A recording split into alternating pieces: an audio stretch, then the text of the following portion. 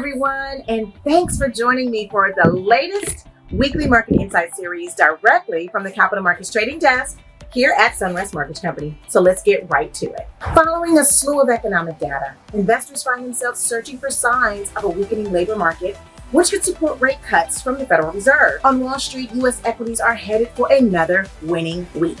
Treasuries have leveled off after rebounding from last week's sell-off. The Institute for Supply Management's manufacturing gauge fell 0.5 points to 48.7, the weakest reading in 3 months. A reading below 50 indicates contraction. New orders suffered their biggest drop since June 2022 after falling 3.7 points to 45.4. Labor costs in the first quarter of 2024 increased by less than previously reported. According to the Bureau of Labor Statistics, unit labor costs rose at a revised 4% annual rate, down from the previous estimate of 4.7%. From a year earlier, unit labor costs were up just 0.9%, the slowest pace in 3 years. The United States trade deficit widened in April to its largest since October 2022.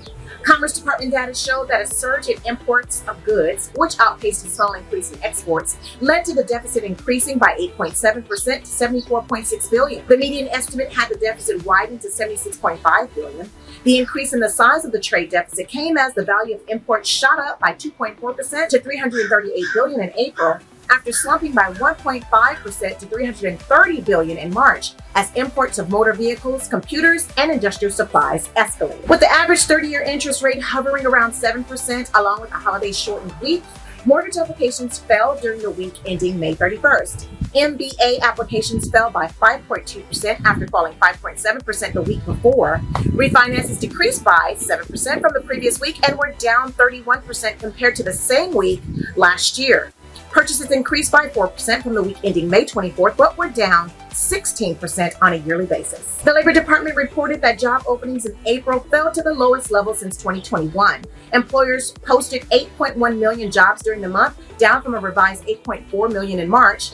Monthly job openings have come down steadily to a peak of 12.2 million in March 2022, but they remain at a high level. Before 2021, they never topped 8 million, a threshold they have now reached for 38 straight months. May's ADP private payroll data indicated that hiring at U.S. companies grew at the slowest pace since the start of the year. The payroll processing firm said that private payrolls increased by 152,000 in the past month, far below the consensus estimate of 175,000.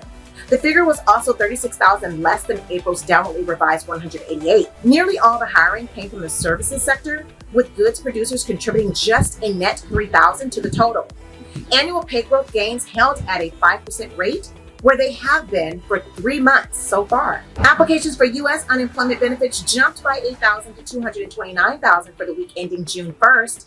The Department of Labor reading was well above economists' expectations of 220,000, and there may be further evidence of a softening U.S. labor market.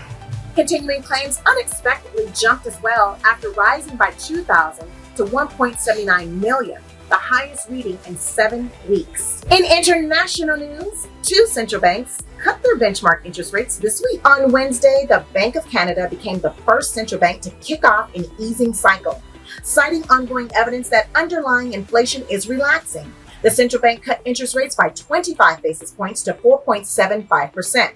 On Thursday, the European Central Bank confirmed its highly anticipated rate cut. ECB officials lowered the key deposit rate by 25 basis points to 3.75%.